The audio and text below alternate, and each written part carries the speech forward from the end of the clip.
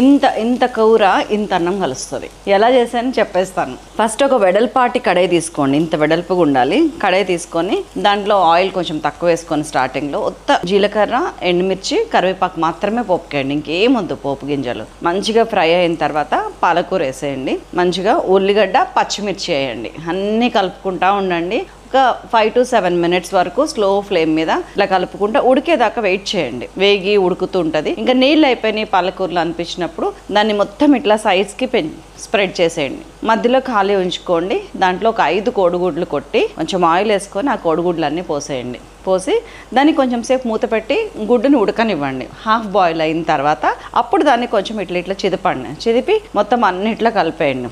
ఇప్పుడు మిక్సీలో కొంచెం ఉప్పు, కొంచెం కారము, కొంచెం పసుపు, కొంచెం కరివేపాకు, బాగా మరిన్ని వెల్లుల్లి, నువ్వులు ఇవన్నీ వేసుకొని గ్రైండ్ చేయండి. గ్రైండ్ చేసుకొచ్చి దీన్ని కొంచెం స్క్రాంబుల్ చేసేసి మొత్తం ఇప్పుడు కలపండి పాలకూరని, కోడిగుడ్ని. దానివల్ల ఇట్లా విడివిడిగా ఉంటాయి, పాలకూర విడిగా, కోడిగుడ్డు విడిగా. దీంట్లో కలిపేసి మొత్తాన్ని కలిపి మళ్ళీ ఇంకొక 2-3-4 నిమిషాలు మగ్గిస్తే ఇదిగోండి అద్భుతమైన పాలకూర ఎగ్ ఎల్లిపాయ కారం రెడీ అండి. లాస్ట్ కొత్తిమీర వేయటం మర్చిపోకండి. సూపర్ అంటే సూపర్ ఉంటుంది కర్రీ. పిల్లలు మాకు ఆకుకూర వద్దు అనే మాట రాదు వాళ్ళ నోట్లోంచి, అంత టేస్టీగా ఉంటుంది. మీరు వెంటనే ఫుల్ వీడియో సైలాస్ కిచెన్లో చూడండి, షార్ట్ వీడియో ఫుడ్ ఎక్స్ప్రెస్లో చూడండి.